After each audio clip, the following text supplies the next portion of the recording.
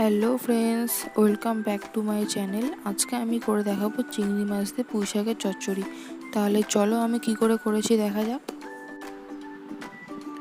এখানে আমি পুঁইশাক নিয়েছি, পুঁইশাকটাকে কেটে ভালো করে ধুয়ে নিয়েছি। এখানে 500 গ্রাম মতন পুঁইশাক আছে। এরপর এটাকে সেদ্ধ করে নেব।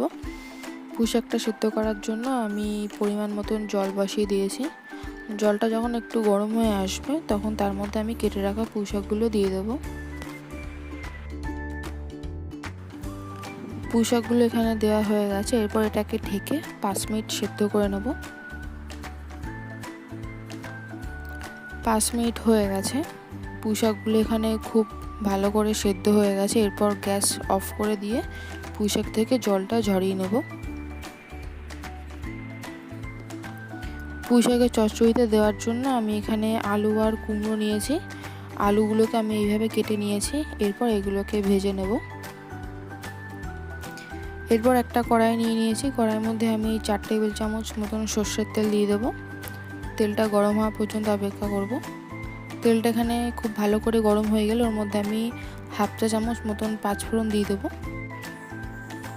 পাঁচফোড়নটা 1 থেকে 2 মিনিটের মতন ভেজে নেওয়ার পর ওর মধ্যে আমি 4টে কাঁচা লঙ্কা চেরা দিয়ে দেবো। কাঁচা লঙ্কাটাকেও একটু ভেজে নিতে হবে। তারপর আমি ওর মধ্যে আলু আর কুমড়োগুলোকে দিয়ে দেবো। দেওয়ার পর খুব ভালো করে ভেজে নেব।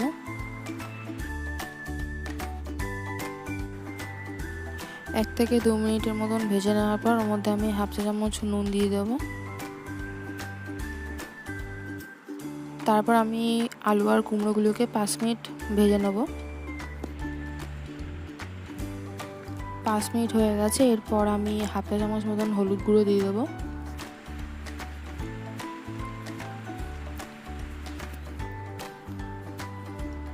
তারপর আমি ওর মধ্যে চিংড়ি মাছগুলোকে দিয়ে দেবো। চিংড়ি মাছগুলো দেওয়ার পর আলু আর কুমড়োর সাথে আরও 1 থেকে 2 মিনিটের মতন ভেজে নিতে হবে। 1 থেকে 2 মিনিট ভেজে নেওয়ার পর তারপর আমি ওর মধ্যে সেদ্ধ করে রাখা পুঁইশাকগুলো দিয়ে দেবো। পুঁইশাকটা দেওয়ার পর সব কিছুর সঙ্গে খুব ভালো করে মিশিয়ে নেব।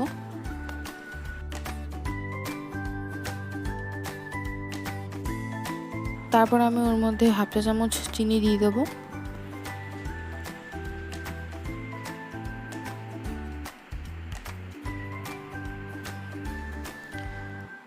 তারপর আমি ওর মধ্যে পরিমাণ মতন জল দিয়ে দেবো।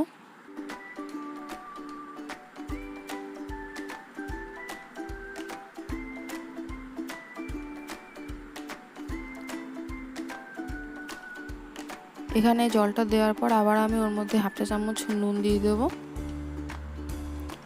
আর হলুদ গুঁড়ো দিয়ে দেবো হাফ চা চামচ মতন।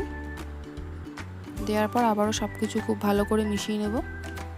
এখানে জলটা ফুটে উঠেছে। এরপর আমি এটাকে ঢাকা দিয়ে রেখে দেবো 5 মিনিটের জন্য। 5 মিনিট হয়ে গেছে। 5 মিনিট পর ঢাকনা খুলে তরকারিটাকে আবারও একটু নেড়ে চেড়ে নেব।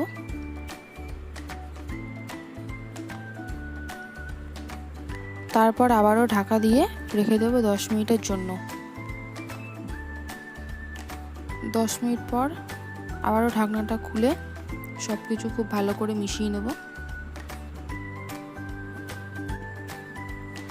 তারপর আমি ওর মধ্যে 1 চা চামচ মতন আটা দিয়ে দেবো। এখানে আটাটা দিলে যেটা হয় গ্রেভিটা একটু মাখো মাখো হয়। সবজি দিয়ে যে একটা জল জল মতন বার হয় সেই জিনিসটা থাকবে না, গ্রেভিটা একটু মাখো মাখো হবে। আটাটা তরকারির সাথে মিশিয়ে নেওয়ার পর গ্যাসটা বন্ধ করে দেবো। তৈরি হয়ে গেল আমাদের চিংড়ি মাছ দিয়ে পুঁইশাকের চচ্চড়ি। যদি আমার এই ভিডিওটা তোমাদের ভালো লেগে থাকে তবে অবশ্যই আমার চ্যানেলটিকে প্লিজ সাবস্ক্রাইব করো এবং লাইক শেয়ার কমেন্ট করতে যেন ভুলো না।